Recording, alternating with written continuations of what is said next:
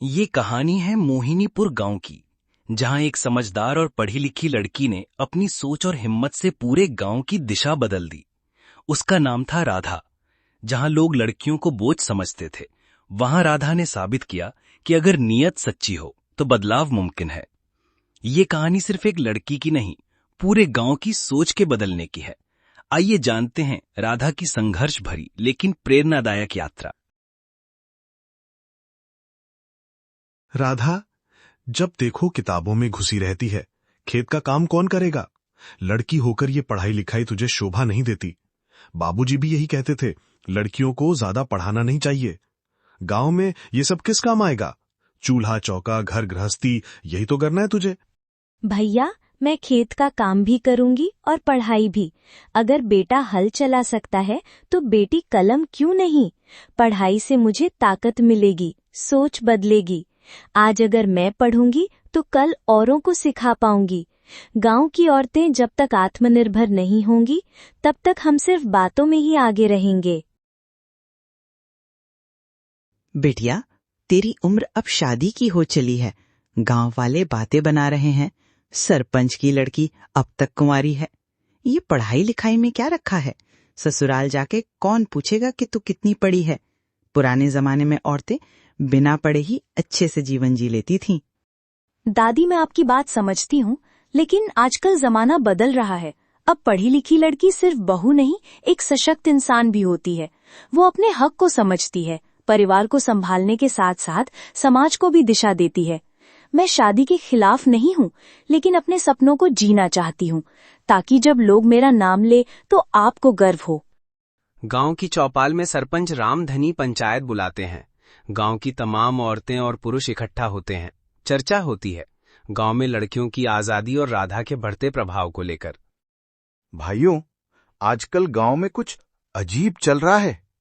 राधा जैसी लड़कियां औरतों को पढ़ाने पढ़ने की बात कर रही हैं। हमारी परंपराओं में ये सब नहीं था। अगर हर औरत किताब लेकर घूमेगी तो घर कौन संभालेगा? ये शिक्षा का नाटक बंद होना चाहिए। सरपंच जी, अगर परंपराएं समाज को आगे बढ़ने से रोकें तो उन्हें बदलना जरूरी है। किताबें बोझ नहीं, रास्ता दिखाने वाली मशाल हैं। अगर हम अपनी बेटियों को शिक्षा नहीं देंगे तो हम आधे समाज को अंधेरे में रख रहे हैं। मेरी कोशिश किसी परंपरा को मिटाने की नहीं, बल्कि उसे और सशक्त बनाने की है।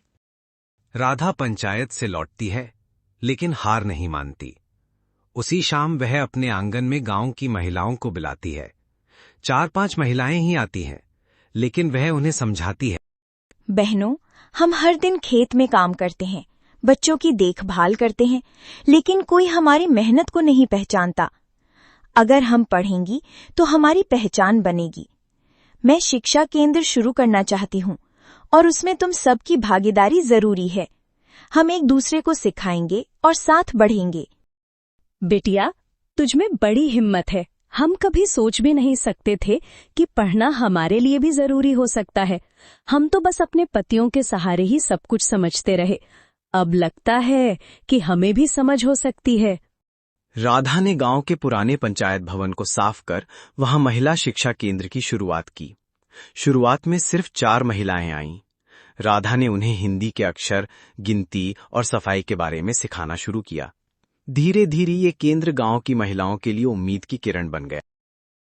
राधा बिटिया, अब हमें लगता है कि हमारी जिंदगी सिर्फ रोटियां बनाने तक सीमित नहीं, हम भी कुछ कर सकती हैं। अब अपने बच्चों को पढ़ाई में मदद कर पाती हूँ। वो मुझे अब आदर से देखते हैं। आप सबका हौसला ही मेरा संबल है।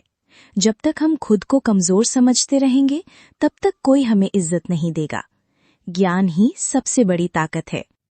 श्याम पहले राधा के खिलाफ था, लेकिन गांव में हो रहे बदलाव ने उसकी सोच भी बदल दी। एक रात वो राधा के पास आता है। राधा, मैंने तुझे हमेशा टोका, तुझे रोका, लेकिन अब समझ आया कि तू जो कर रही है वो गांव के लिए है। आज दादी भी कह रही थी कि उनकी राधा कितना बदल गई है। मुझे तुझ पर गर्व है। अगर तुझे किसी भी चीज की जरूरत हो तो मैं तेरे साथ हूँ। भैया, ये आपके शब्द मेरे लिए सबसे बड़ा सम्मान है। अब मुझे लगता है कि मैं अकेली नहीं हूँ। आपके साथ से मुझे और ताकत मिलेगी। महिलाएं धीरे धीरे राधा के शिक्षा केंद्र से जुड़ने लगी। बुजुर्ग महिलाएं, जवान लड़कियां और यहां तक कि विधवाएं भी सीखने लगीं। राधा ने उन्हें सिलाई, घरेलू स्वास्थ्य, साफ सफाई और सरकारी योजनाओं की जानकारी भी देना शुरू किया। यह अब केवल पढ़ाई का केंद्र नहीं रहा, यह अब एक क्रांति का स्थान बन चुका था। राधा दीदी, आपने हमें पहचान दी है। अब हम पंचायत में भी बोल सकते हैं, लोगों से बिना डर के बात कर सकते हैं। ये सब आपके कारण है। ये सब तुमने खुद किया है। मैं सिर्फ एक रास्ता दिखा सकती थी, चलना तुम्हें था और तुम सब ने चलना चुना। अब रुकना नहीं है। महिला शिक्षा केंद्र की सफलता सरपंच को अखरने लगी। उसने दोबारा पंचायत बुलाई, लेकिन इस बार माहौल अलग था।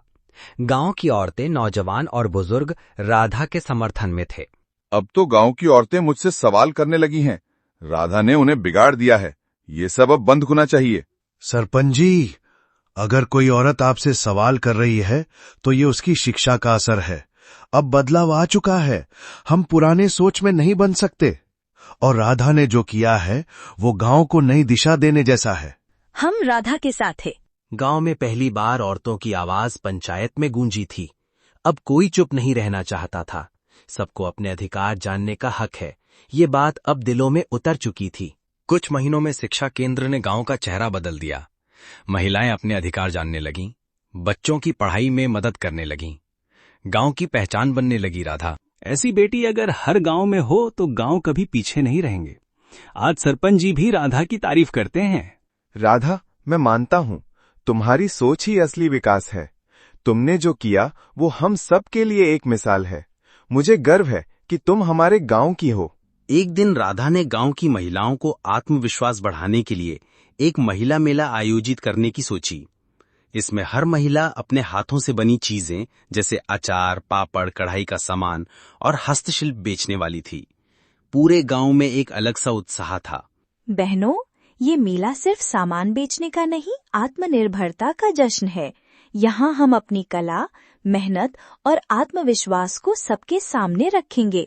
जो कल तक चुप रहती थीं, आज वो बोलेंगी, मुस्कुराएंगी और सीना तान कर कहेंगी, हम भी कुछ कर सकती हैं।